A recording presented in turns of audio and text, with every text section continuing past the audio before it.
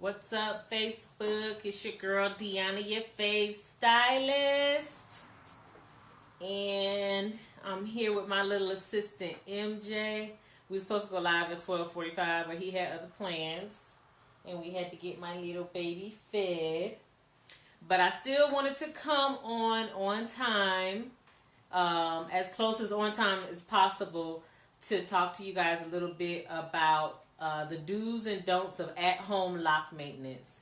So my goal is to try to go live every day with one topic, because I know that I have more than lock clients, but you can only cover one subject at a time.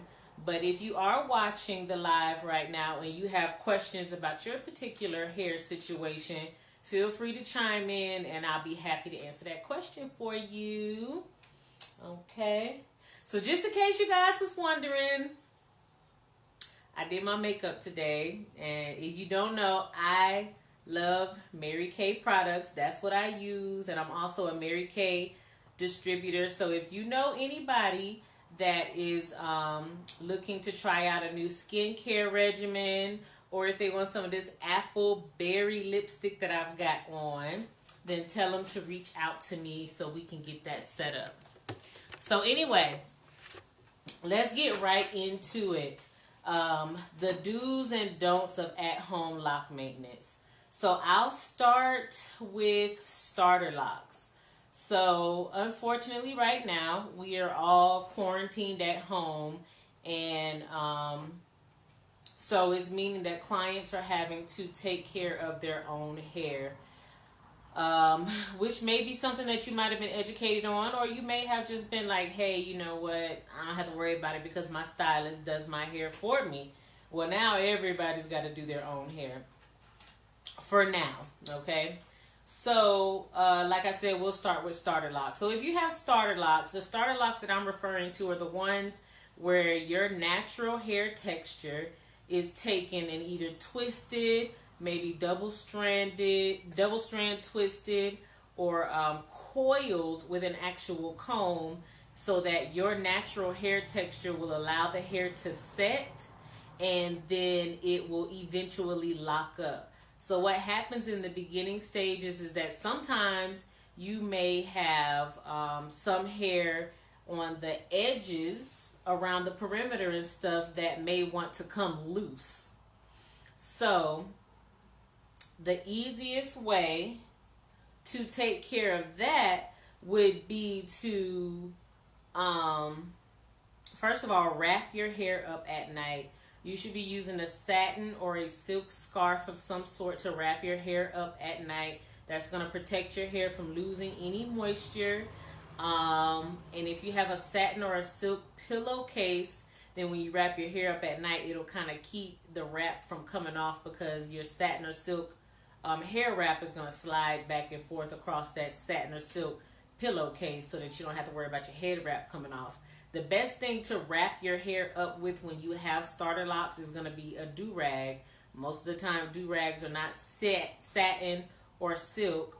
So when that happens, you just want to be really mindful of them. And it's usually a non-absorbent material, though. I think it's like polyester or something like that, most of them. So you want to wrap your hair up at night. When you have starter locks, the thing is, our bodies are earthly bodies, and it's always going to respond to water, earth, air, and wind. Yeah, those are the four elements of the earth. And we are earthly bodies.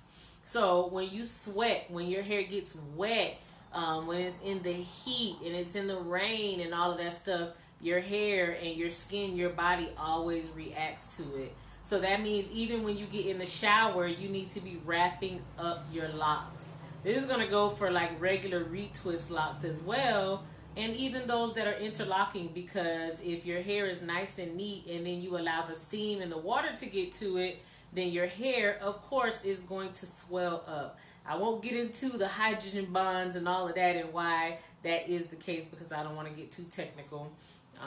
That's more like the hairstylist theory part of it, but I love that part.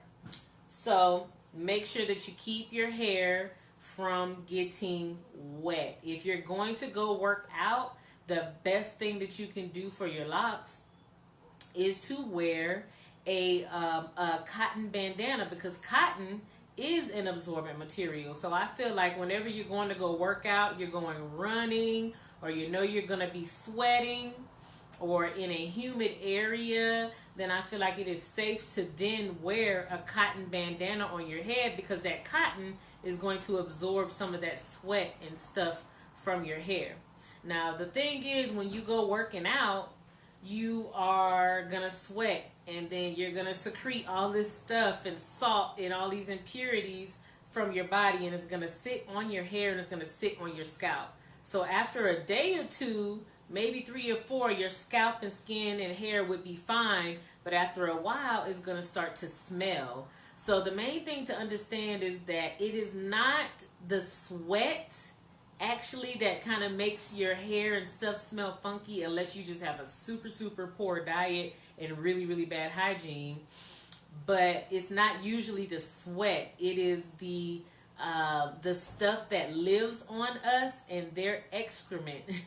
That is the stuff that smells after you sweat. The bacteria and stuff that lives on our bodies after it eats the sweat and dead skin cells and things like that off of our bodies, then the excrement from those microorganisms is actually what causes you to have the odor. So that's why it's so important to wash off. That sounds really gross, but that is what it is, okay? So with all of that going on, whenever you are having to shampoo your locks, before I get there, let me rewind back. If you have starter locks, it may be hard for you to shampoo your hair because you don't want to wash. You finished, baby?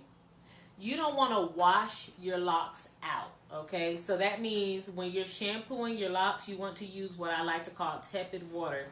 It means that when the water is coming out of the actual faucet, it is at such a low temperature to where, not temperature, but a low pressure to where it won't shampoo out or wash out your locks, okay? So you definitely want to be doing that. Then the next thing is, you finished? He's finished. The next thing is, if you cannot get to shampooing your locks, then you want to have a good dry shampoo. Okay, so this is a good dry shampoo right here. This is by Design Essentials. It is peppermint and aloe soothing scalp tonic. Okay, so it purifies and detoxifies your scalp. It is ideal for use under hair extensions, wigs, braids, and other protective styles, but definitely locks. So what happens at MHS is usually when our clients come in and they're just getting their locks started, usually if they come back in within a week, we won't shampoo them, but we will apply this scalp tonic to their scalp and let it sit for 10 or 15 minutes and then come back and wipe it off. So this scalp tonic also works as a great way for you to be able to keep your scalp cleansed in between shampoos, or if you're a heavy sweater when you're working out, you can apply it and then wipe it off, and it's going to make your scalp feel so much better if you have an itchy scalp. So this is something that is available on melvirushairstudio.com. And if you're a person with starter locks that needs something to get you in between your retwist, okay? So if you have starter locks and they're starting to come apart, I don't think that you should fret unless it is just going all the way back to where your hair is just free flowing. And the way that you can avoid that is by taking a little bit of water, and if you have clips, shoot, I should have had some double prong clips right here to show you an example of what I meant by the clips. But if you have clips, you can use the double prong clips that your hairstylist probably uses to twist your hair and lay it down and then clip it so that your locks will dry in that place, and it'll help to keep them together. So it means that you got to start paying attention to your locks a little bit more and catching them before they get all the way unraveled.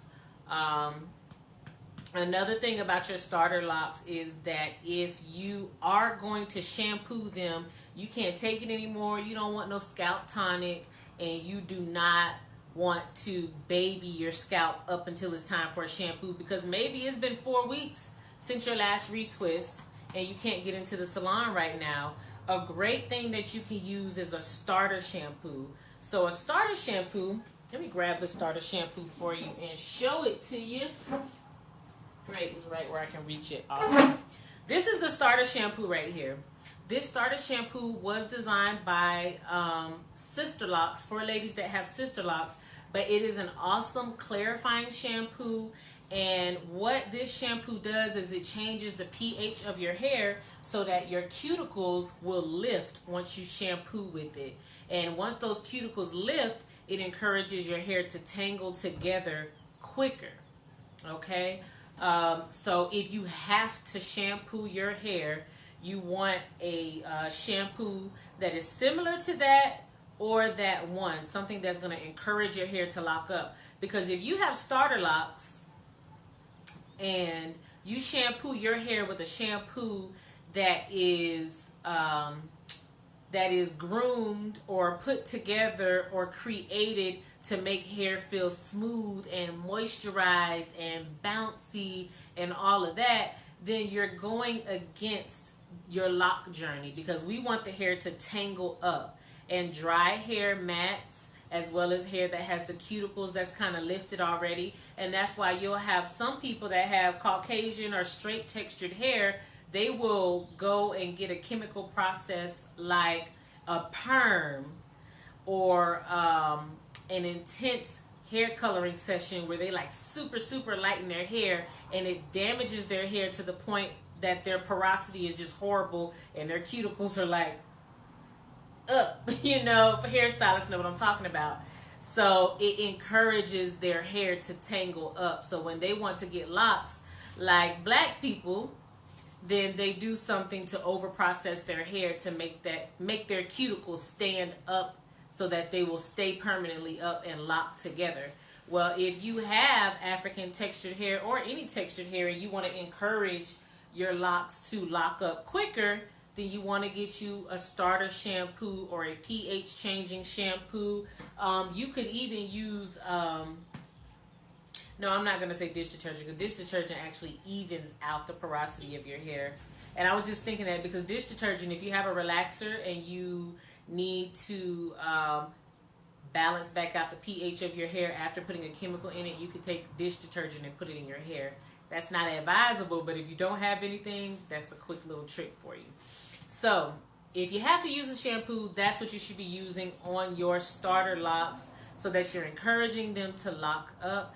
And then anytime you use a shampoo, if you're using some type of starter shampoo for your locks, or some type of shampoo that encourages your hair to lock up, then you probably don't want to use a conditioner until you get to where your locks are locked up, okay? Which means that they're starting to bud on the end, and you don't want to use a conditioner that is created to make your locks, the cuticles in your hair smooth and make it bouncy and soft and manageable, because you want the unmanageable. You want it to tangle. We're starting your lock journey. So in the beginning, it's a very thin line in between keeping them nice and neat and moisturized and healthy, and giving them an opportunity to lock up by using the correct products, okay?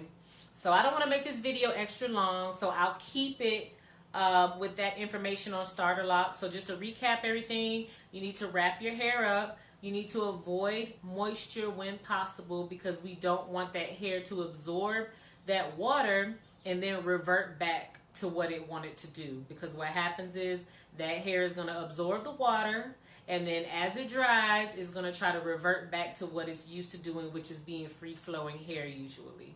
Okay, especially if you're closer to the beginning stages of your lock journey. And then, so keep your hair wrapped up. Try to avoid water. If and when you can, use a dry shampoo just to cleanse your scalp in between shampoos and retwistings. Okay, and then if you have to use a shampoo, try to use a shampoo that is going to change the pH of your hair so that it'll encourage your hair to continue locking up. And if you are in that early stage, then you don't want to use a conditioner.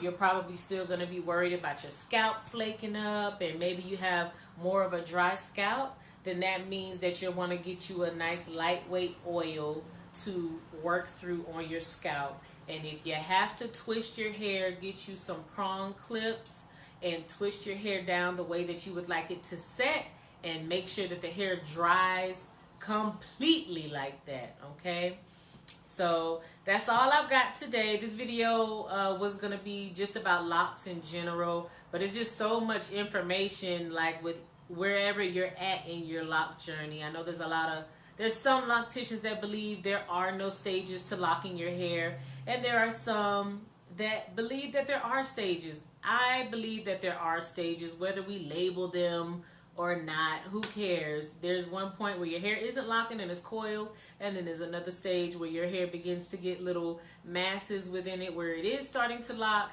and then those masses start to work up your hair, and your roots will never ever be locked up, okay? Because your hair is always going to be continuously growing new out of your scalp. So I hope I covered some good information for you guys if you have starter locks. Tomorrow we'll do a video talking about how to maintain your mature locks that have been getting retwisted, locks that have locked already and you're not concerned about them coming out because they are starter locks. Okay, so I'll catch you guys on the next video. I gotta go put my baby in the bed. He was so good. Look at him, he's tired. Okay, I'll see you guys on the next video.